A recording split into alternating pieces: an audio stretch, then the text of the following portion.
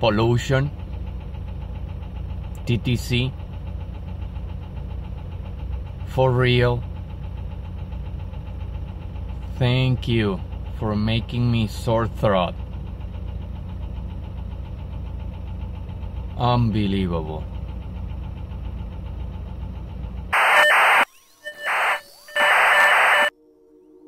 The first thing you notice when you visit Sarnia, Ontario, is the smell.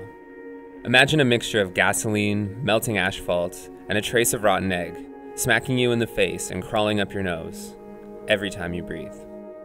It's a cocktail that made me unpleasantly high and dizzy. That smell is the Chemical Valley, where 40% of Canada's petrochemical industry is located in a 25-kilometer squared area. The Chemical Valley is responsible for the production of gasoline, plastics, pesticides, fertilizers, cosmetics, and a whole bunch of other chemicals that our society relies on. It's estimated that in 2013 alone, the Canadian petrochemical industry will generate $24 billion in sales.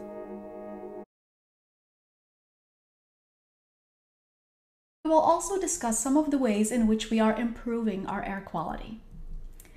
So first, a point source of pollution is one that you can trace to a discrete location, such as a factory, as opposed to non-point sources of pollution are ones where multiple inputs cumulatively together contribute to pollution. So you cannot trace the pollutants to any one specific thing. And an example of a non-point source are all of these cars, all the exhaust coming from the different cars. Now, both of these examples are human activities that increase air pollution. And when something is a human activity, we call that anthropogenic. So anthropogenic impacts on the environment are human activities that impact the environment. Now, there are also natural sources of air pollution, such as this dust storm that's rising over the Sahara Desert, or a forest fire, or volcano eruptions. Now, all of these are natural, but I wanted to ask you, can you think of human activities that can exacerbate these natural sources of pollution?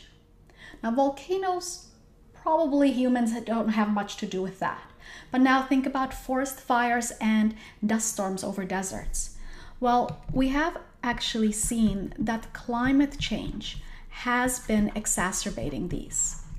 As certain parts of the world are getting more hot and dry, scientists have observed the expansion of deserts. It's called desertification, and you'll learn more about that later.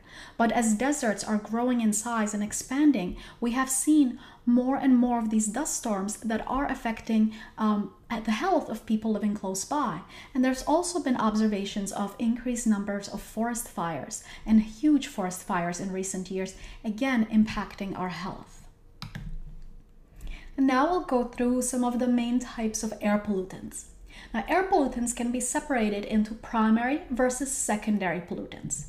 The primary pollutants are harmful substances that are emitted directly into the atmosphere, as opposed to secondary pollutants, which form when primary pollutants react either with each other or with components of the.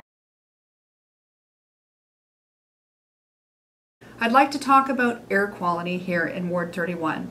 It is a concern for all citizens that we breathe fresh air. Unfortunately, in Ward 31, we are very congested with commuter traffic using our streets and not much concern for our air quality. Both studies for Ward 30 and 32 have been completed. In Ward 31, it's important for us to consider that we need to look at our traffic in a different way. If we need to improve O'Connor Bridge using, say, the Jarvis model, then so be it. In order to discourage less commuter traffic, we're going to need to make our streets safer, which means we need to take back our streets, including those on Lumsden, where no trucks are to be permitted. It's important for us to consider the health and safety of everyone's air quality. As a family with 3 members with asthma, my biggest concern is to stay in this city and make sure that we improve the air quality, not make it worse. On October 27th, please vote for me. Related organization, we do regulatory work as well, and we also do awareness campaigns like what we did here.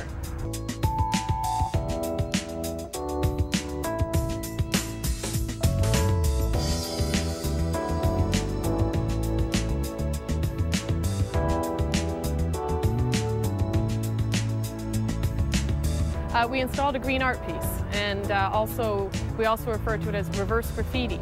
And basically what it is we took some wooden stencil of clean air commuting modes. So people walking, biking, streetcar, smart car, and put them up against a wall, a polluted wall we'll call it. It was the underpass behind me here on the Gardiner Expressway. Power washed the stencil, so when we took them off, these clean air commuting modes are left on the wall as a reminder to people to be more aware of how they're using their car to get around the city.